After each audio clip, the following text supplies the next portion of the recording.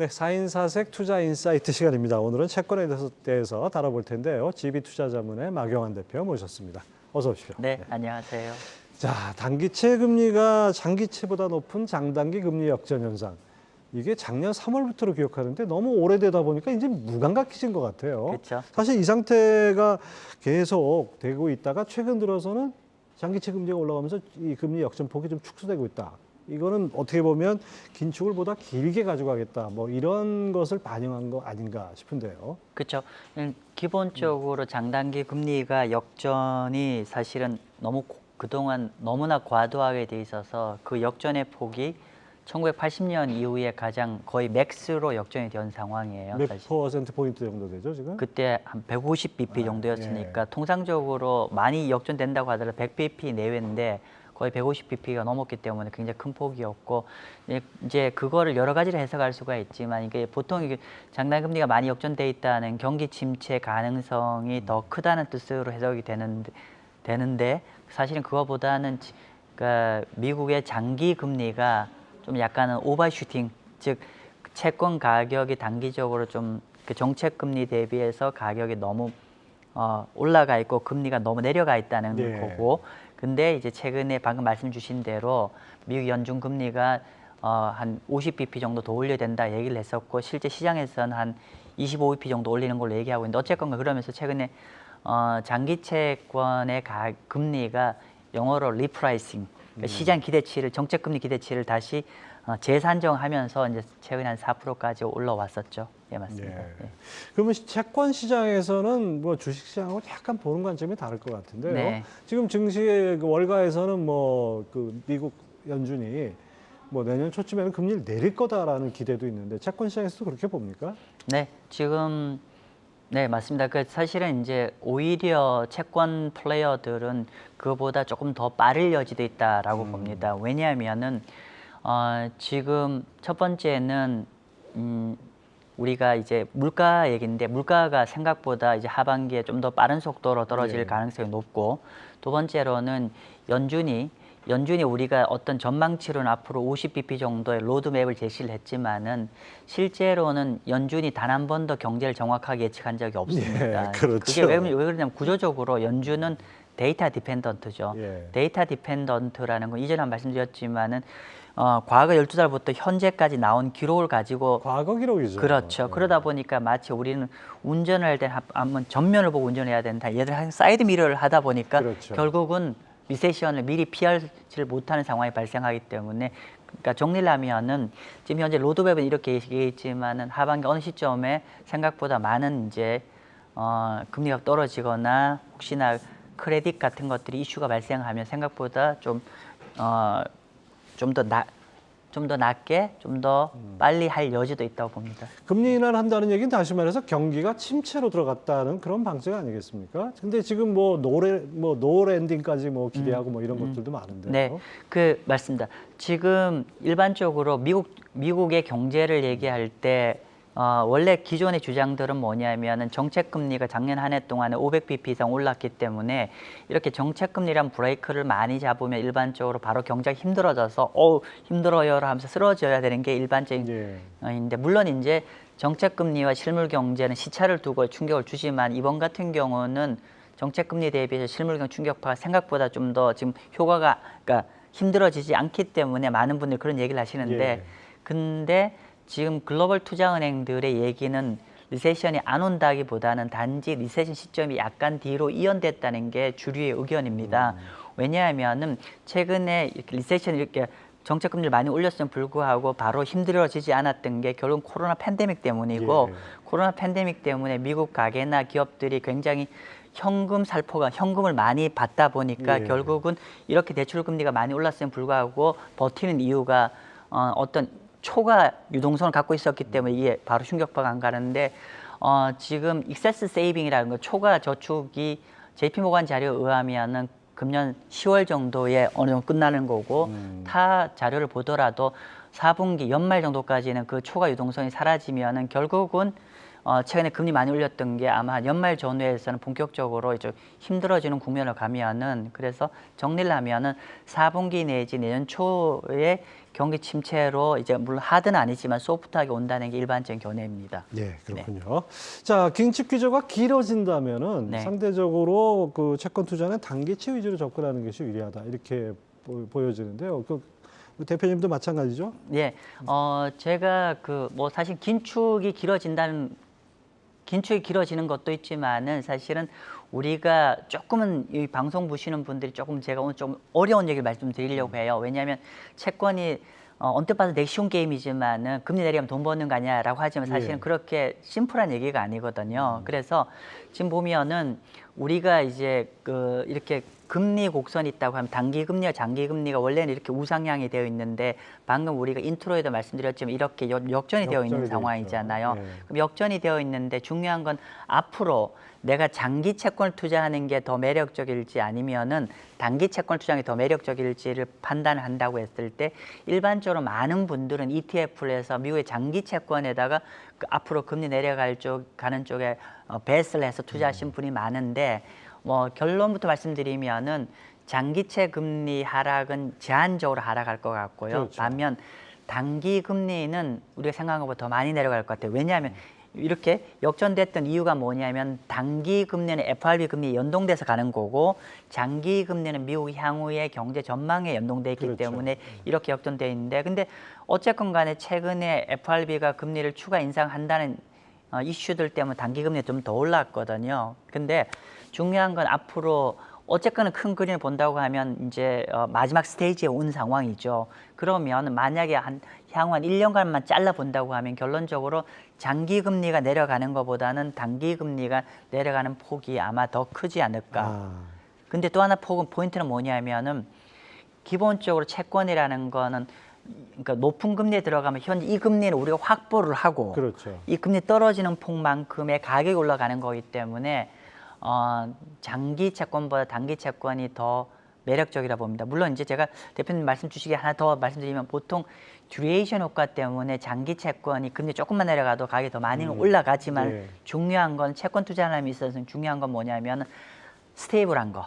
변동성이 크지 않으면서 안정적으로 가려면 결국은 이자 수익이 높아야 되고 이게 짧으면 더 매력적이기 때문에 제가 단기 채권을 좀 많은 분 주목하지 않지만 좀 투자하기를 좀 권해드리고 있습니다. 예.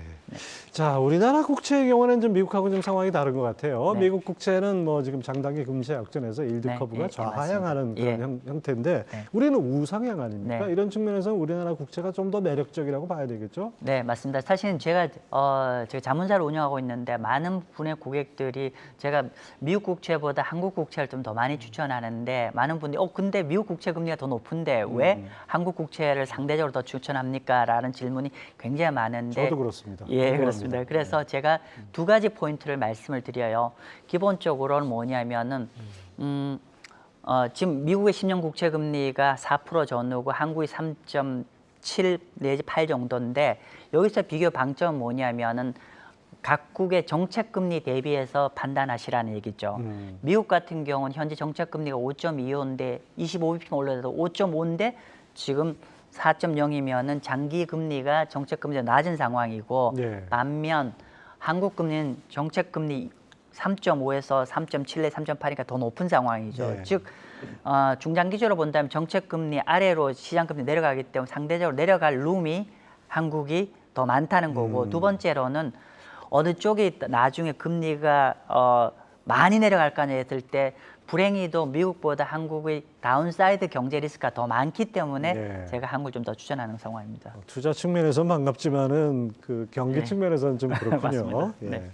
자, 그 다음에 이제 우리나라 이 지금 최근에 새마을금고 이슈도 네. 있었고 네. 부동산 PF 우려는 계속해서 이제 좀 남아 있는 상태인데 이번 주 금통위가 있습니다. 네. 당장 뭐 내일인데요. 4연속 동결에 뭐 힘이 실리고 있다. 뭐 이것이 네. 뭐 대체적인 예상인데 네. 동의하십니까? 예, 동의합니다. 동의하는데 논거는 둘이는 거죠. 보통 중앙은행이 금리 결정을 할 때는 크게 두 가지 아니겠습니까? 우리 인플레이션 부분이 있고 것이고 경제 안정성 이 양쪽일 텐데 제가 동결로 보는 건 이 두 가지 모두를 위해 두 가지를 보더라도 동결할 가능성이 높다는 게 첫 번째는 인플레이션 같은 경우는 사실은 요번 7월 초에 발표됐던 게 2%대에 드디어 진입했죠. 2.7인데 제가 방금 방송 들어오기 전에 확인해 보니까 고점이 언제냐면 작년 8월 달이에요. 예. 작년 8월 달 이후에 한번 인터넷 조회해 보시면 지속적으로 내려가고 있어요. 연초만 그렇죠. 해도 오는데 계속 내려가고 있고. 근데 결국 이게 한국의 물가가 한국뿐만 아니라 글로벌 동조화돼 있기 때문에 예를 들어 미국 물가 같이 체크를 해야 되는데 미국 물가도 하반기에 빠지는 게 저희는 시간 문제로 좀 판단하고 있기 때문에 어쨌건 간에 물가가 이제 안정적인 방향으로 가고 있고 그렇기 때문에 굳이 올려야 될 필요가 없고 두 번째 더 중요한 거는 경제 안정성이죠. 한국 같은 경우는 미국과 달리 부동산이 레버리지를 일으켜서 많이 우리가 투자가 되어 있기 때문에 우리 주요 금융기관들이 이 부동산 관련돼 있는 론이 많이 나가 있다 보니까 예. 결국은 금리가 만에 하나 금리 추가적으로 올린다면 현상을 더 악화시키는 방향이기 그렇죠. 때문에 금융의 안정성을 위해서라도 현 상황에서 금리를 올리기 어려울 것 같습니다. 네, 그렇군요. 자, 최근 ETF를 통한 간접 투자 수요도 많이 늘고 있다고 하는데요. 대표님께서 주목하시는 미국 채권 ETF는 어떤 것들이 있습니까? 예, 제가 아마 한 몇 달 전에 한번 말씀드린 내용이실 텐데 제가 크게 한 3가지 정도, 그러니까 이런 거죠. 우리가 ETF를 투자할 때 너무 특정한 ETF만 우리 표현이 과한데 방송용어 맞을 때 우리가 몰빵하시는 것 저는 네. 가능한 지양하길 바라고요.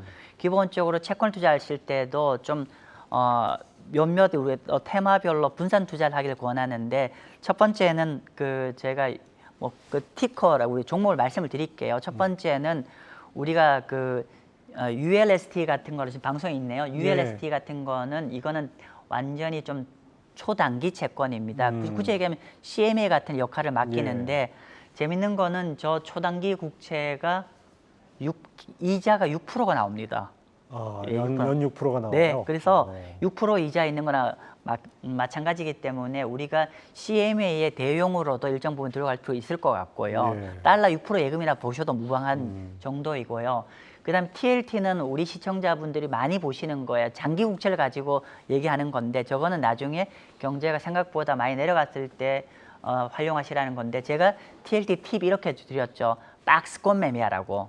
그러니까 4% 근처 가면은 장기 국채 비중을 확대를 하고 3% 근처 가면은 포지션을 줄이고 이렇게 말씀 좀 드렸고 더 내려갈 여지가 별로 많지 않으니까. 왜냐하면 한국과 달리 다운사이드 리스크가 적기 때문에 너무 많은 기대를 하고 그렇게 하시면 좀 곤란할 그렇죠. 것 같고 그다음에 EMLC는 뭐냐면은 현지 통화 표시 이머징 마켓 채권입니다. 이건 뭐냐면은 이머징 국가들 국채인데 이거는 장점이 뭐냐면 일단은 이자 수익이 굉장히 높아요. 제가 이전 방송에 자주 말씀드렸는데 브라질 추천드렸잖아요. 예. 최근에 브라질 굉장히 많이 올랐거든요. 국채 가격이 금리 내리면서 어쨌건 간에 브라질 포함한 주요 국가 이머징 마켓을 투자하는데 저 컨셉은 전체 쿠폰이 이자가 한 7% 나오고요. 그리고 이머징 마켓이 아마도 미국보다 금리가 양적 완화, 금리 인하 사이클이 아마도 먼저 갈 가능성이 높습니다. 그러면 결국은 금리 인하에 따른 가격 상승 기대할 수 있고 마지막 3번째가 중요한데 결국은 지난 수년 동안에 미국 금리를 올리면서 미국 달러화 강세, 이모잉 통화 약세의 국면이었는데 드디어 미국이 스탑을 할 마지막 라스트 스테이지에 왔기 때문에 만약 이 사이클이 바뀌면은 달러화 대비 주요 이머징 마켓 통화 강세로 갈 가능성이 높은데 그 모든 거의 수혜를 볼 수가 있어요. 예. 그래서 한번 다음 그래프 수익이 보이는지 모르겠는데 다음 화면 준비가 안 돼 있네요. 예. 그래서 요 3가지를 적절하게 예, 나오네요. 예. 보시면은 맨 아래가 초단기 채권입니다. 완전 일자죠. 예. 지금 이게 금년 1월 달부터 6월 달까지 한 거라서 거의 일자로 간다는 뜻은 거의 직선으로 되어 예, 있는 예금처럼 간다는 뜻이고 그다음에 가장 파란 색깔 이렇게 많이 플럭추에이션이 심한 게 TLT입니다. 예. 그렇기 때문에 TLT는 좀 사고 팔고 하는 거고 장기채. 그러면 EMLC가 지금 가장 끝단에 하단에 있는데 뭐 상반기 동안에 거의 한 7.7% 절대수익 7.7이 나왔는데 참고로 저거 아직 본격적으로 달러 약세, 이모잉 마켓 통화 강세가 안 됐음에 불구하고 7.7입니다. 그러면 하반기에 어느 시점에 통화까지도 이제 작동되기 시작하면 생각한 것보다 굉장히 큰 수익이 날 수가 있죠. 조금 말씀 아까 들어보니까 일석삼조 펀드 ETF네요. 저런 것들이 있다는 걸 이제 처음 알았습니다.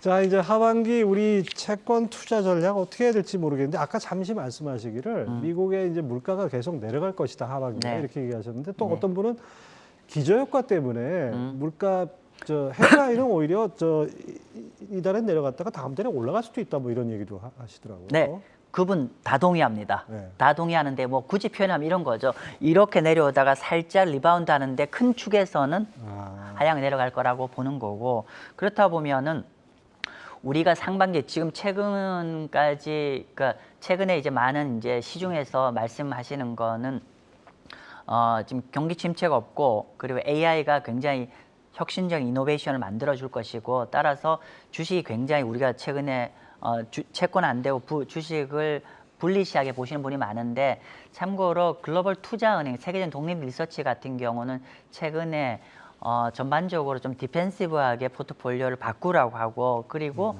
그렇게 가면서 아까 이전에 말씀드렸지만 결국은 물가가 내려온다는 건 채권한테는 굿뉴스가 되는 겁니다. 그래서 정리를 하면 물가가 내려올 것이고, 그리고 연말 전후 가면 이제 약간 소프트한 정도의 리세션 올 가능성이 높기 때문에 결국은 우리가 채권의 비중을 좀 확대할 수 필요한 시점이 되지 않을까 싶습니다. 미국 단기채 아까 유망하다고 하셨는데 네. 그 개별 국채 투자는 어떻습니까? 개별 국채, 지금 개별 국채 같은 경우는 사실은 우리가 좀 종합과세나 세금 대시는 분한테는 너무너무 좋은 예. 포인트인데요. 예를 들면 제가 오늘 준비한 자료에 의하면은 지금 미국의 개별 국채 같은 경우는 네, 나옵니다. 개별 국채는 세금이 쿠폰 이자만 냅니다. 그런데 한번 볼까요? 우리 잔존만 0.9개월 남은 거 같은 경우는 은행 환산 수익이 5.99니까 6%죠. 근데 쿠폰은 0.25입니다. 즉 전체 예금 수익률은 6% 정도 되는데 세금 0.25만 내린다는 얘기예요. 세금을 거의 안 낸다는 금리가 얘기예요. 0.25니까 그거에서만 세금을 그러니까 거의 6%의 세금 거의 안 낸다시피 하는 상황이죠. 그렇기 때문에 이거 사실은 6%짜리인데 거의 비과세라고 보셔도 돼요. 그래서 이런 부분은 물론 이제 이게 환율 변동 리스크는 있지만 만약에 달러 자금을 좀 운영을 하면서 종합과세나 세금 이슈가 있는 분들 같은 경우는 이렇게 단기 국채를 활용해서 만기까지 보유하면 저기 다 나오거든요. 그래서 참 좋은 투자 중에 대안 중에 하나일까 싶습니다. 예. 오늘 마경환 대표님이 아주 천기누설 많이 하셨습니다. 예. GB투자자문 마경환 대표님 얘기 나눠봤습니다. 감사합니다. 네, 감사합니다.